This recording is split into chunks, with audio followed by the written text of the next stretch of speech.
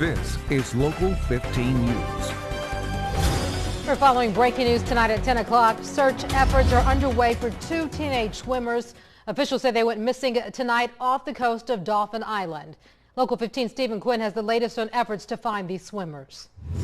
I'm here roughly about a mile off the coast of the western end of Dauphin Island, where state police as well as Coast Guard and local authorities here on Dauphin Island are continuing their search at this hour for two swimmers that have gone missing off the coast here. Now, according to the officials that I've spoken to, the area and the conditions, as you might imagine, are being hampered by darkness, but as well by the condition of the seas right now that are relatively choppy. This morning, according to reports in Gulf Shores, the rip current was moderate and flags were flying at yellow today, indicating that severity of the water here right now. We are told that they will continue their search, but as of now, nothing has been found. We'll have more updates coming up throughout the night. Reporting here in the Gulf of Mexico, Stephen Quinn, Local 15 News.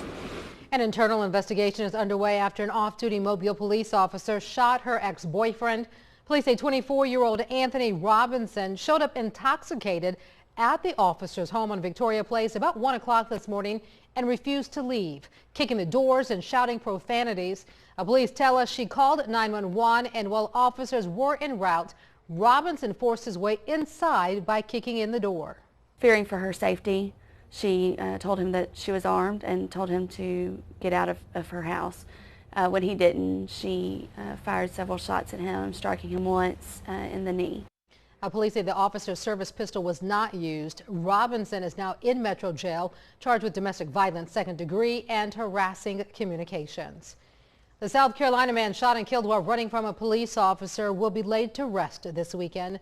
Michael Slager is seen on cell phone video firing 8 shots at Walter Scott. Images that continue to fuel debate about deadly police force in the U.S. Tonight, new dashcam video shows the moments before Scott was shot and killed. Sarah Doloff has the story.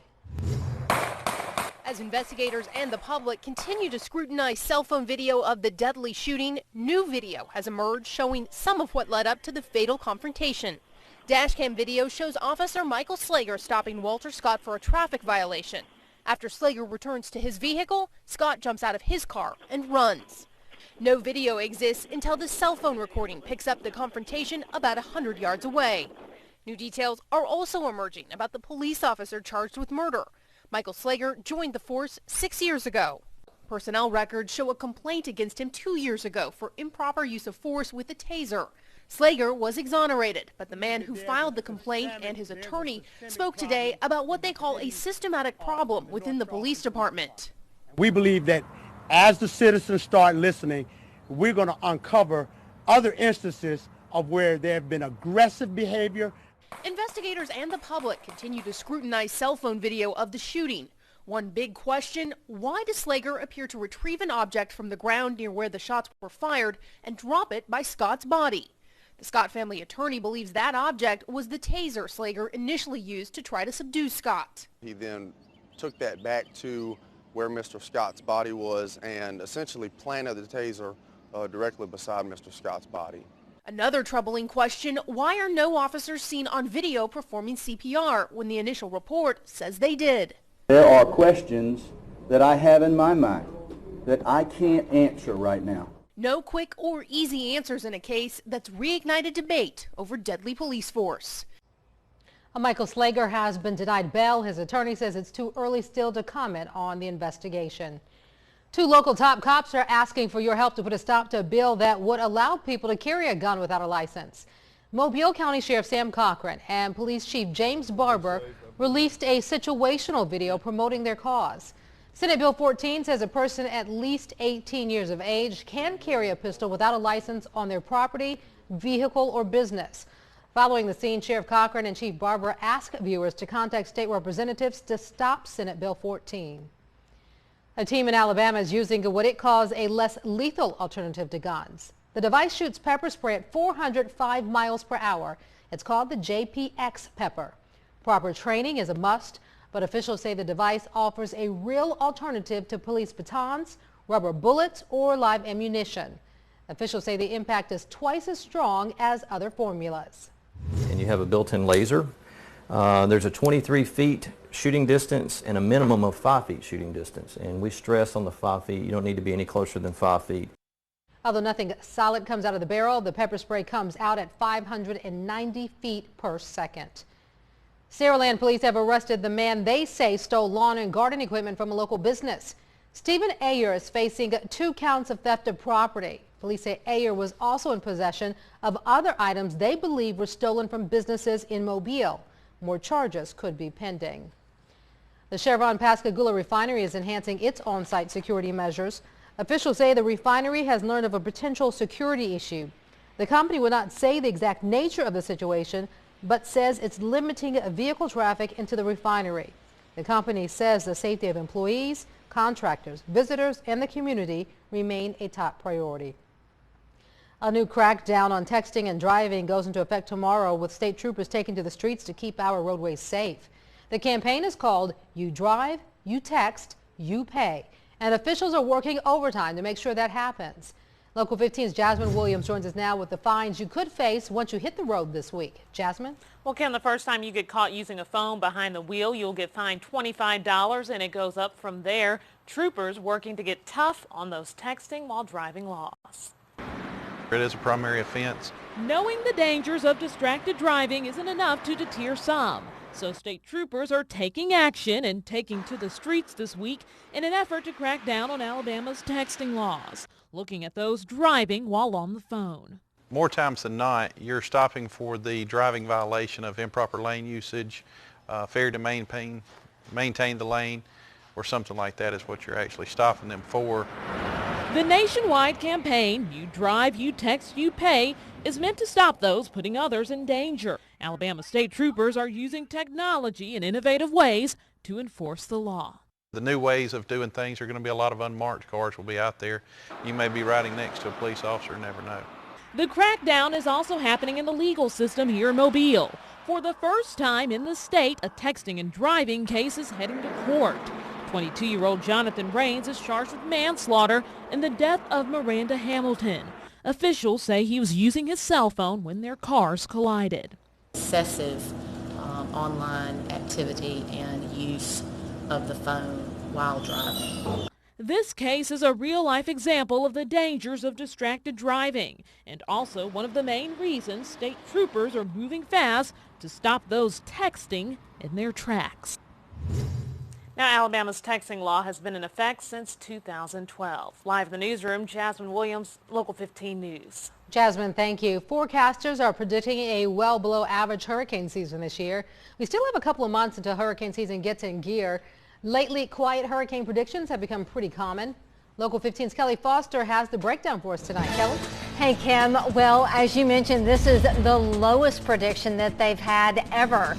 Here's a look. The Colorado State hurricane forecasters are definitely calling for one of the least active seasons that we've seen in quite a while. 7 named storms, 3 of those becoming hurricanes, and just 1 becoming a major hurricane. That is a Cat 3 or higher.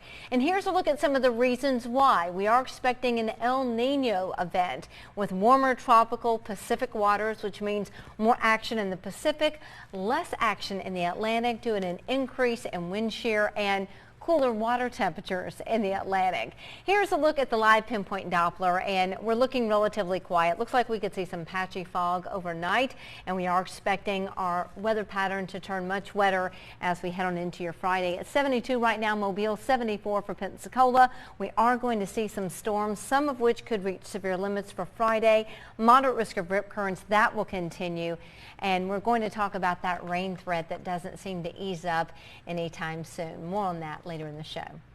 Well, it's been an uphill battle for little Eli, the baby born without a nose. And now his family tells us Facebook asked them to remove pictures of him because they are too controversial. Eli's mother, Brandy, says the social media site asked her to remove pictures of her baby, calling them, quote, shocking. After receiving support from her now thousands of followers, the social media site backed off the request. She said Facebook may be shocked, but she is saddened that it would even come to this. As far as little Eli goes, his mother says he's in good health. If you are interested in helping support Eli's medical fund, there will be a fish fry benefit held this Saturday in his honor at Alberta City Park in Alberta from 10 until 3. A dog found severely malnourished on the side of the road is getting some help from a local rescue group. Meet Oliver. Police believe the pit bull mix was intentionally dumped on the road Sunday in Satsuma. He was found with parasites over his body and he weighed just 23 pounds. A team of people are helping with Oliver's recovery. And it breaks my heart because I don't understand. Maybe you don't like dogs, okay, but how can you wrap your brain around allowing an animal to degenerate before your eyes into that condition, because that didn't happen overnight? Well, a fund has been set up to help with medical expenses. If you'd like to help, visit our website, local15tv.com. More than 500 gay couples tied the knot during the period same-sex marriage was allowed here in Alabama. That's according to new numbers from the Alabama Department of Public Health Department. It says 545 same-sex couples were married during the 3 weeks it was allowed. That's between February 9th and March 3rd. Weddings halted after that date following orders from the Alabama Supreme Court. Alabama Congressman Bradley Byrne is making his way to Panama for the 7th Summit of the Americas. Byrne plans to learn the impact of the expansion of the Panama Canal will have on the Port of Mobile. He will also see how the role of the littoral combat ships being built at Austell can play in drug operations and the ongoing negotiations between the U.S. and Cuba. The summit has been held every 3 years since 1994. 35 countries within North, Central, and South America are set to participate. Coming up, we're going to meet the woman from our area who will become the first referee in the NFL.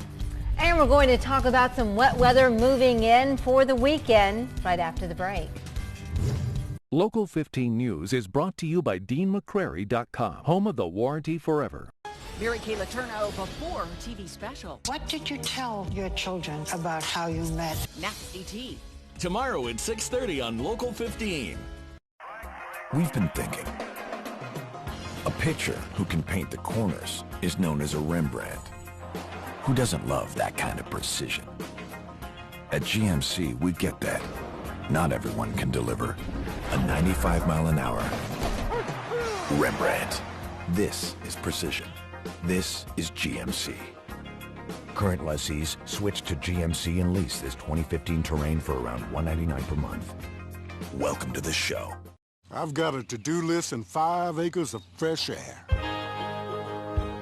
Top 3 tools: hammer, screwdriver, front loader. Happiness is a drive-over mower deck. A John Deere dealer can teach tractors to anybody. In the right hands, an iMatch Quick Hitch could probably cure most of the world's problems. That's how we run, and nothing runs like a Deere. See your John Deere dealer for great Deere season savings on the One Family subcompact tractors. Eastern Shore Toyota has everything you're looking for. Think we're exaggerating? Consider this. We have one of the largest selections of new Toyotas and customer amenities that go beyond what you would ever expect. And our services continue long after you buy, a lifetime beyond. Every new Toyota is backed by our nationwide lifetime warranty. Unlimited time, unlimited miles, at no extra cost. Eastern Shore Toyota is the place to buy on I-10 Exit 38. 2015 is the year to watch Local 15 today. We're the One Local Morning Show making a difference. Covering the stories that affect your day with weather and traffic to get you out the door. And we're the only team with a reporter up early in the morning breaking news as it happens. Wake up to the one morning show that's got your back. Wake up to Local 15 today in 2015. We're continuing to follow breaking news here. 2 teenagers are missing tonight off the coast of Dauphin Island. Local 15 Stephen Quinn joins us now with the latest on efforts to find the swimmers. Stephen?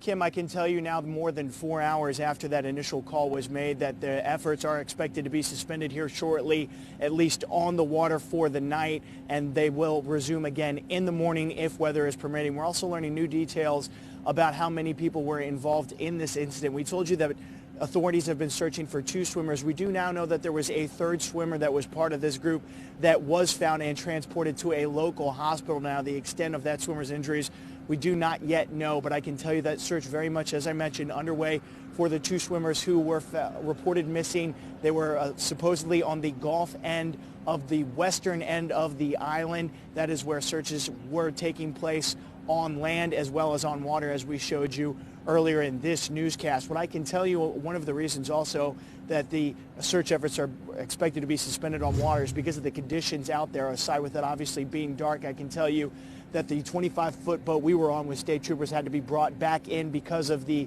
significance of the choppiness of the water out there. I can tell you, according to officials in Gulf Shores this morning, the risk of rip current was moderate. The flags were flying at yellow here along the Gulf Coast today. And again, as of now, so far, no update as to whether or not those two have been found. Again, that is on the west end of the beach. We are here on the east end of Dauphin Island where our boat just pulled out, but we will obviously continue to update you on any developments as the search continues. But as of right now, the operations taking place on water expected to be suspended here shortly overnight and resume again, weather permitting, at first light. Reporting live here on Dauphin Island, Stephen Quinn, Local 15 News. Stephen, real quick, I know it's spring break. Do we know anything about these missing teens? We know if they were local kids? We had been told that there were family here on the island. I got that from one of the officials here in Dauphin Island. We do know that they were teenagers. Again, most of the family was here on the island, but officials have not released the names. They said there are still some family members they believe that were not here on the island, and so waiting for that to happen before they release the name of these two swimmers that are missing. No idea yet from officials yet as to why they were on the island, whether they were residents or spring breakers, as you mentioned, Kim. All right, Stephen, thanks a lot. And of course, we're going to continue to keep you updated on this story on air and online.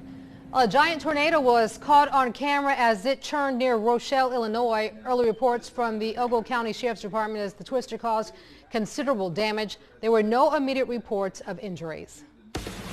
Local 15 weather with meteorologist Kelly Foster.